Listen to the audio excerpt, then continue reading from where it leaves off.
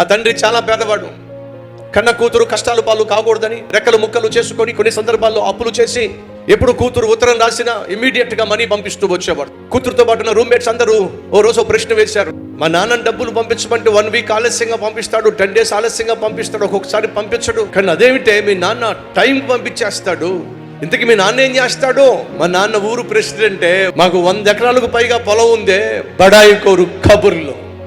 ఒకరోజు వాళ్ళ నాన్న పట్టణానికి వచ్చినప్పుడు ఎలాగో కూతురు డబ్బులు అడిగింది కదా, వెళ్ళి ఇద్దాము అని చెప్పి హాస్టల్కి వెళ్ళాడు.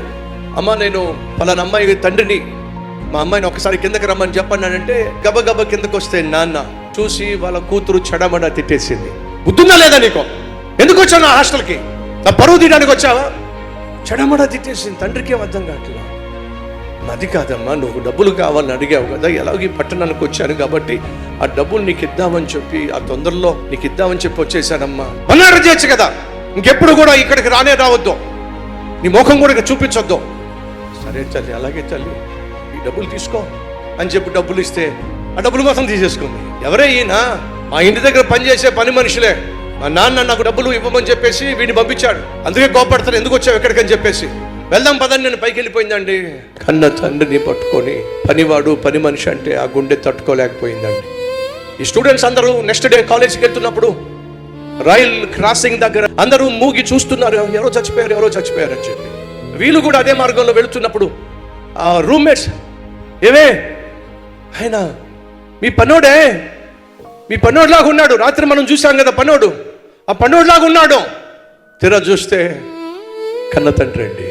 రెక్కలు ముక్కలు చేసుకుంటుంది, చదివిస్తుంది, నా కూతురు భవిష్యత్తు బంగారంలా ఉండాలని చెప్పి ఆశపడి అన్ని విధాలా నేను నా జీవితాన్ని త్యాగం చేసుకుని చదివిస్తుంటే ఆఖరికి నన్ను తండ్రి అని కూడా భావించకుండా, నాన్న అని పిలవకుండా నన్ను అందరి ముందు పని మనిషిని చేసేసిందే, ఎందుకు బతకాలి నేను అని చెప్పి రైలు కింద పడి చచ్చిపోయాడండి. కన్న ప్రేమకు ఆ కసాయే మిగిలిచ్చింది ఏంటో తెలుసా? మరణం. ఈరోజు నీ చుట్టూ ఉండేటువంటి ఫ్రెండ్స్ నీ పర్సు చూసి రావచ్చు, నీ పర్సనాలిటీ చూసి రావచ్చు, నీకున్న పోస్టును చూసి రావచ్చు, పొజిషన్ చూసి రావచ్చు, ప్రాపర్టీస్ని చూసి రావచ్చు. కానీ నీకు పర్సు లేకపోయినా, పర్సనాలిటీ లేకపోయినా, ప్రాపర్టీ లేకపోయినా, పోస్ట్ అండ్ పొజిషన్ లేకపోయినా ప్రేమించే వాళ్ళు ఈ భూలోకంలో ఎవరైనా ఉన్నారంటే ఒకరే, పేరెంట్స్ మాత్రమే నిన్ను ప్రేమిస్తారో, నీకు చివరి నిమిషం వరకు నిలబడతారో. నిస్వార్థమైన ప్రేమ చూపించగలిగిన అమ్మ నాన్నను నిష్ఠూరపరచకండి, ఏడిపించే ప్రయత్నం చేయకండి.